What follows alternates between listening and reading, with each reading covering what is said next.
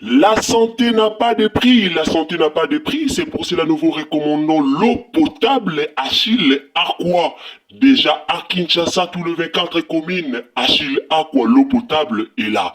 Les abonnés de la chaîne YouTube Xile Botelwa, nous vous recommandons l'eau potable Maya Peto, Maya Kimia, Maya Bangelou. Senga Achille Aqua, partout où vous êtes, le numéro est là. Écrivez-nous, appelez-nous, contactez-nous. Nous sommes là et la livraison à domicile, ça s'est fait avec beaucoup de sécurité. Achille Aqua, Maya Kimia, Yapeta.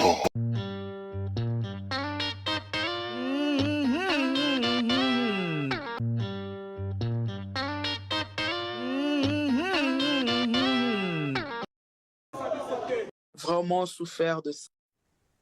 Ça n'a pas été facile pour Oh moi. mama J'ai Peniel, eza vraiment mama souffert oyo de ça. aboti Peniel Je bandeko na continue à batolanda souffrir nga. de ça, si je peux dire ça comme ça.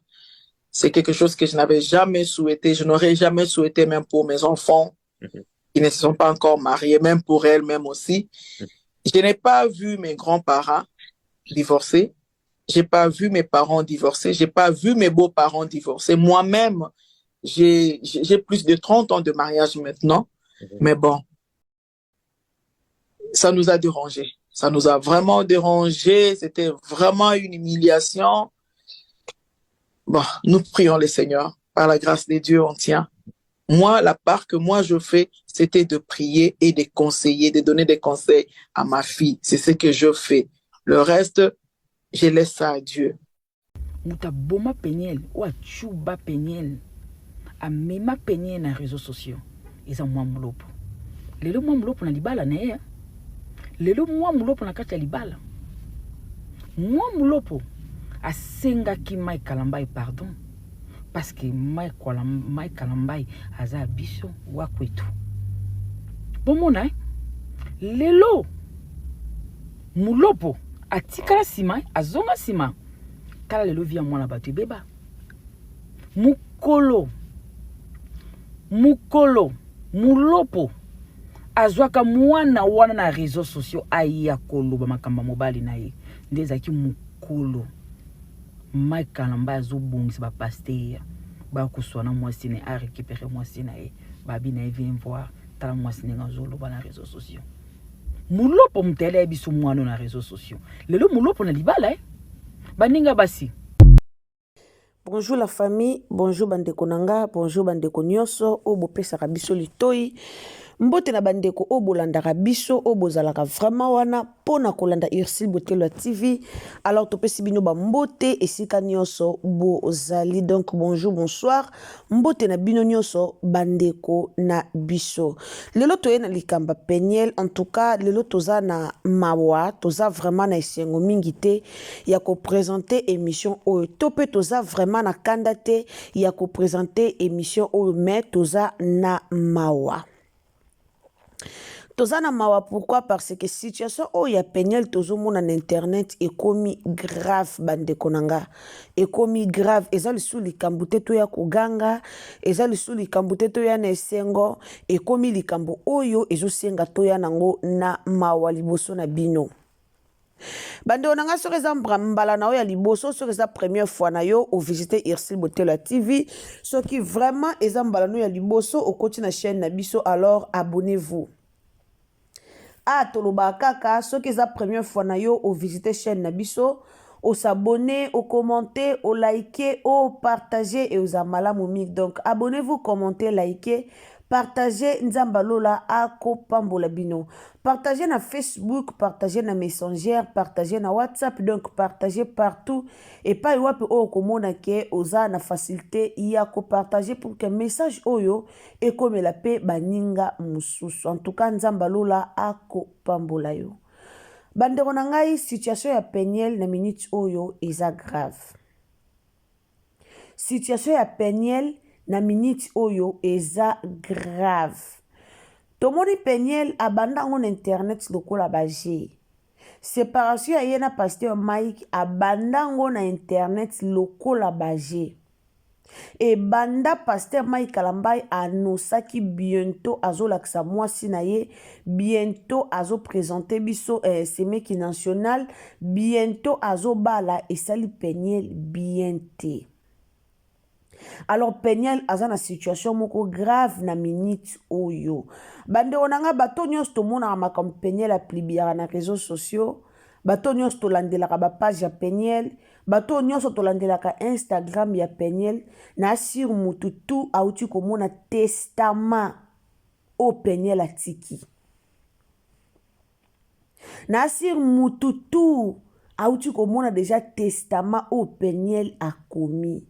Bomoni mutu po mi boma ezaka kaka na ba ka lokola ba je ka lokola ba venture tomonaka mutu muso amitie singa na kingwa mi bomi, mutu muso ami melelo ka mabe mi bomi ebandaka lokola ba je.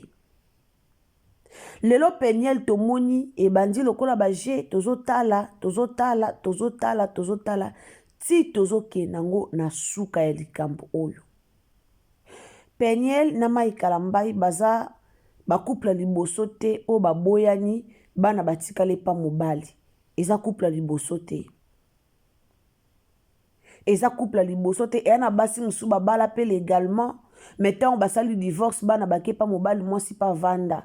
Poto yebi ke soki batu babala na ki légalement, tangu divorce sale maka. Jamais ote bana mama yozwa bana leta kati mama zwa bana bwebe. Bana mingi sur 100%. Tozaka vraiment na 70% o bakendaka ke pa ba papa na bango. Alors, Peniel abanda réseaux sociaux lokola baje, abandaka réseaux sociaux na volonté na été. Peniel a côté la biso na réseaux sociaux na volonté na été. Ce que zalaka na volonté a Peniel yé moko alingaka ya na makambo ye na mobile na réseaux sociaux te. Peniel aya na réseaux sociaux na volonté na été, mais aya na réseaux sociaux na volonté ya mwa mulopo. Nasi bouti koyoka tantinyo na tieli bino liboso wana a expliquer bino. Bato babanda histoire ya Peniel kala. Ba oyeba makambo na oloba. Peniel abanda réseaux sociaux na volonté ya mwa mulopo. Akota réseaux sociaux na volonté na été. Bazaka matata na libala na bango, bazaka na séparation. L'état o mobali azoluka batu pour ke babongisa libala na ye. Azoluka ba pasteur babongisa libala na ye, ezata o mamulopa benga Peniel abimisa makam na réseaux sociaux. Peniel ye moko azaki na volonté wana te, mazalaki mal accompagné. Et pas ya mamulopo nde tomona Peniel ayaka osala première émission na ye, première sortie médiatique au Peniel a salaka. Il avait parlé de tout sauf rien. Alobaka lobaka. Après wana bate bele bayako pesa Peniel faute. Bate bele bayako lobela Peniel fallait pas. Pourquoi? Tu dois comprendre que sortir à Peniel, moi moulo pour me provoquer carrément. Si ko boza la peine à place, il y a pasteur Mike Kalambai.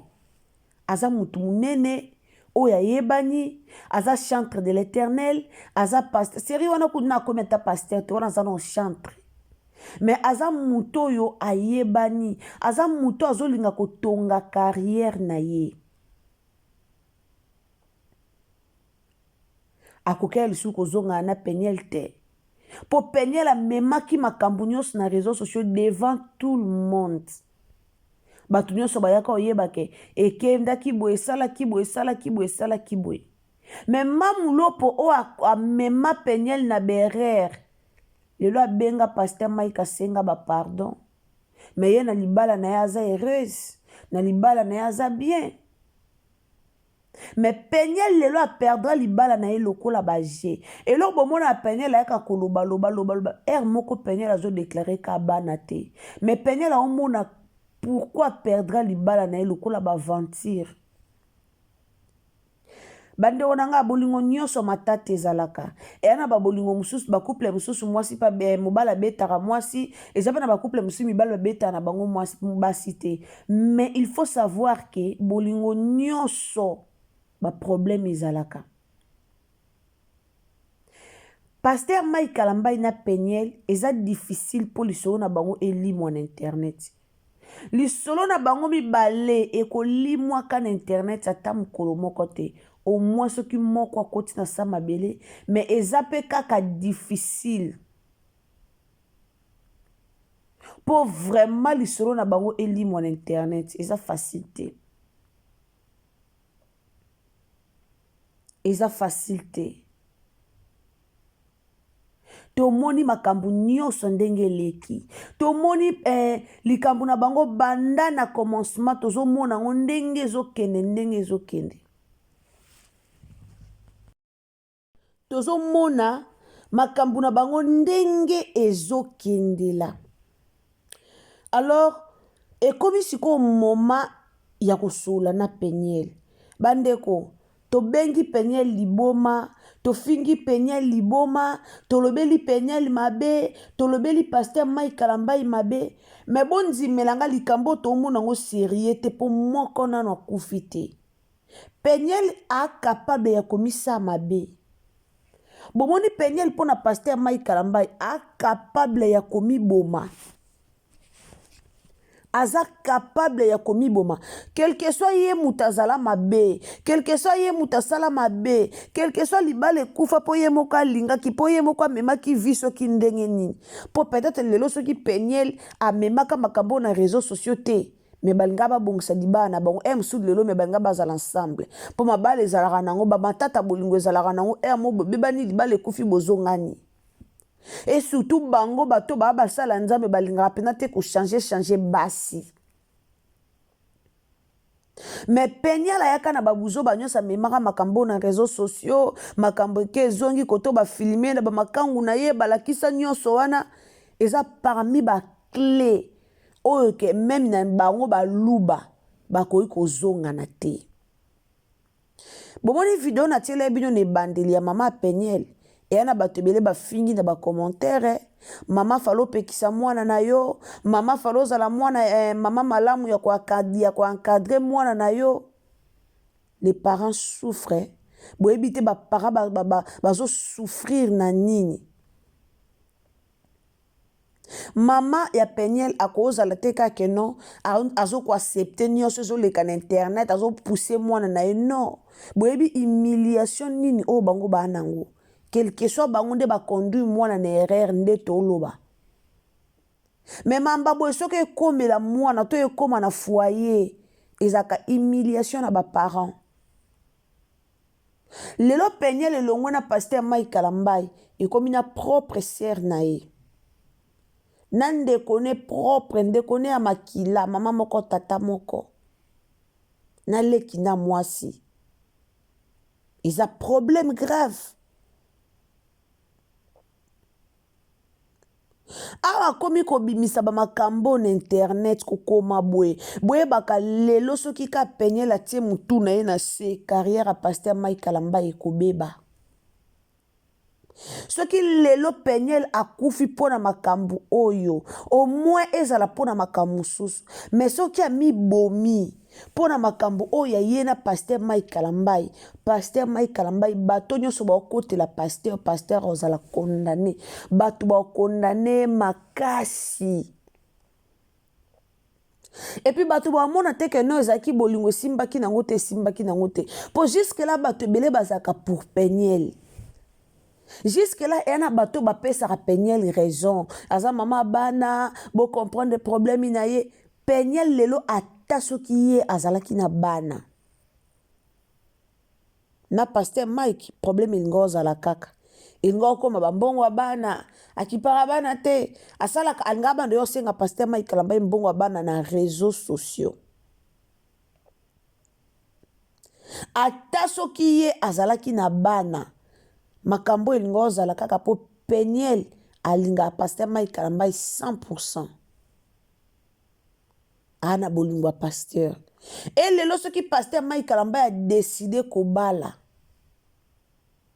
Peniel ozali soit invité. Moi je pense que dès tozolo baka Peniel azana problème moko ya mutu, Peniel azana maladie. Makambo Peniel a komo koma. C'est le moment. famille na ye et prendre donc ezwa charge na ye. C'est le moment famille ya penel bozwa mwana bino bo vandisa ye bo teya ye soit boke kotika ta quelque part o ako vanda o ako za la surveiller o ba ko sa mémoire na ye. Penel a capable komi boma. Penel a capable komi sala pe mabe avant concert à pasteur Mike Kalambay pe concert ba annulé. Soki lelo Penel a koufi oh comme pasteur Mike Kalambay azana concert na Paris ayoki ke Penel a koufi et quoi affecté et puis e quoi affecté bateau balingara pasteur Mike Kalambay. Famille ya Penel bozwa charge ya mwana bino. Bomo nangolo kwa ba na internet ya mesana ko bima ya mesana ko koma ya mesana ko sala boue. Combien de fois Penel a sengi pardon? Combien de fois? To mona ka na internet a bima ka pono senga pardon. A senga pardon. Mais après avoir ko senga pardon, poème angwe zongi. Après avoir ko senga pardon, likambango na internet esi latin ezonga suna ndenge moko makasi na ndenge moko mabe bato bele ba na internet balobi ke pasteur Mike Kalambay nda baby sa vie a Penel mais ça na bato musu ba na internet balobi ke Penel ami baby si ye moko. Histoire oyo c'est compliqué. Alors na minute oyo to welaka ami ya Penel na minute oyo to welaka ka vie na ye est important pour bana na ye ba ozalaka na posa na ye.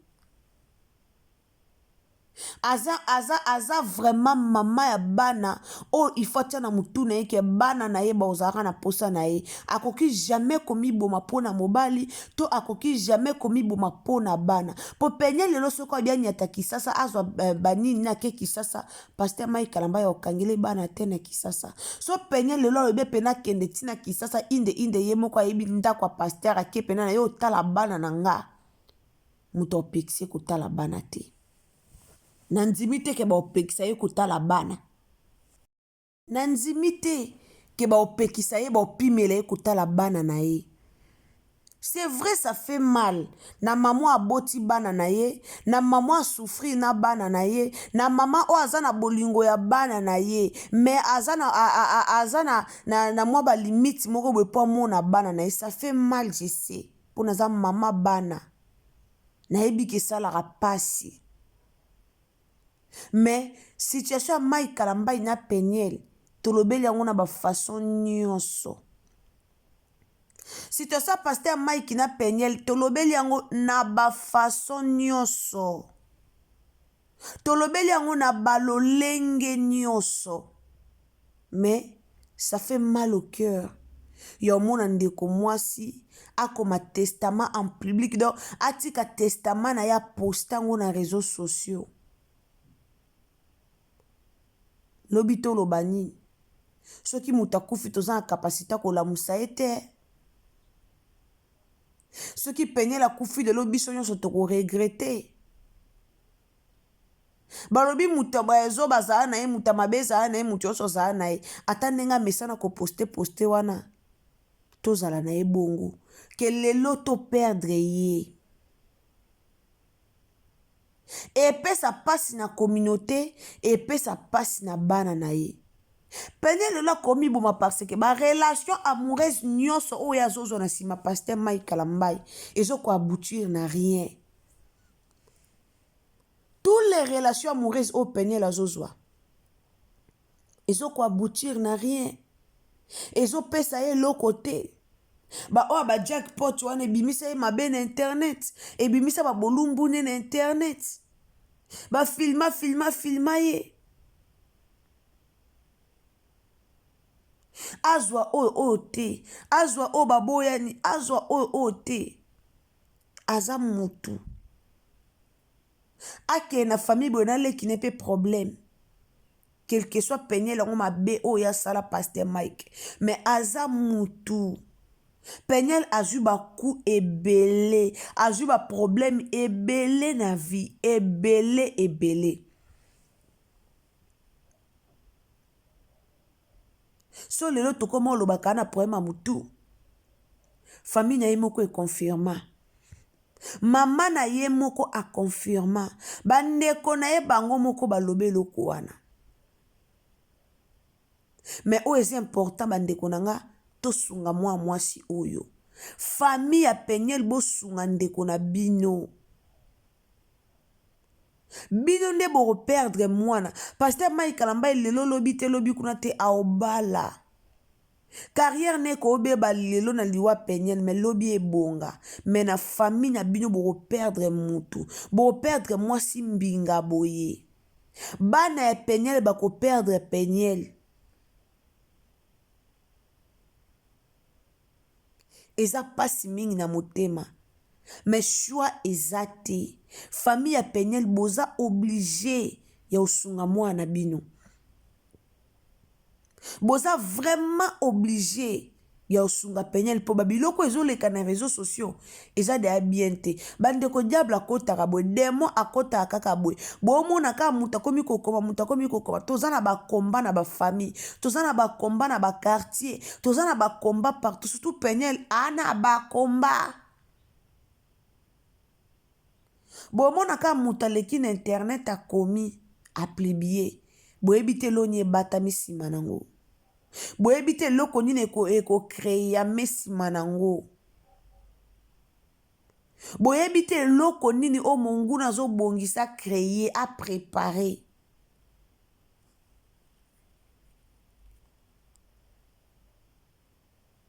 boyebi yango te alors il faut beaucoup prier pour moi mwasi dépression na eto banda ko yoloba azana dépression de sale mabe mais dépression o ekomi tinda e pa na osala mabe a omi kata nzoto a omelelo mabe akomi diembika dépression na eko mema na ndenga mabe eza kitoko te en tout cas message na nga ya lelo eza ka pona famille ya Peniel bozwa mwana bino bozwa charge ya mwana bino soki botika tikeka lokwa liboma boyebi ka yazaka ne bongo lobi kuna bosimba mutu ezala trop tard moya ko récupérer molimo na ye e ozala te moya ko récupérer ye e ozala te momango ya ngoyo ya otelema momango ya ngoyo ya oluka otelema pona oluka solution pona mwana bino mwasi kobungisa jeune fille ya mukolo boye mbinga mwasi boye na famille ezaka facile te alors esenga baparent botelema bandeko botelema mpona obongisa vie ya mwana bino ndeko nanga okutani na émission oyo partager yango s'il vous plaît. Merci na bandeko bo partager en tout cas tokoti na Facebook tomoni comment bozo partager. Merci na bino nzamba pambola bino. Ndeko soko kuteli na analyse oyo en tout cas partager na Facebook, partager na WhatsApp, partager partout.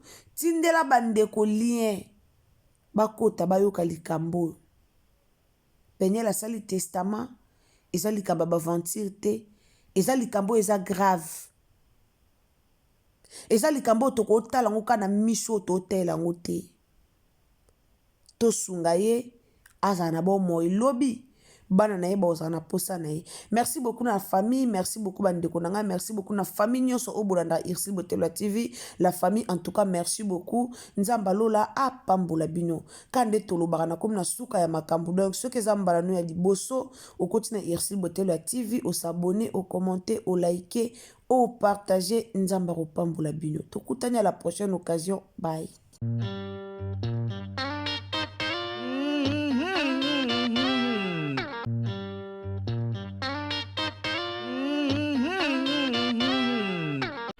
La santé n'a pas de prix, la santé n'a pas de prix, c'est pour cela nous vous recommandons l'eau potable Achille Aqua. Déjà à Kinshasa, tous les 24 communes, Achille Aqua, l'eau potable est là. Les abonnés de la chaîne YouTube Xile Botelwa, nous vous recommandons l'eau potable. Maïa Peto, Maïa Kimia, Maïa Bangelou. Senga Achille Aqua, partout où vous êtes, le numéro est là. Écrivez-nous, appelez-nous, contactez-nous. Nous sommes là. Et la livraison à domicile, ça s'est fait avec beaucoup de sécurité. Achille Aqua, Maïa Kimia, Yapet.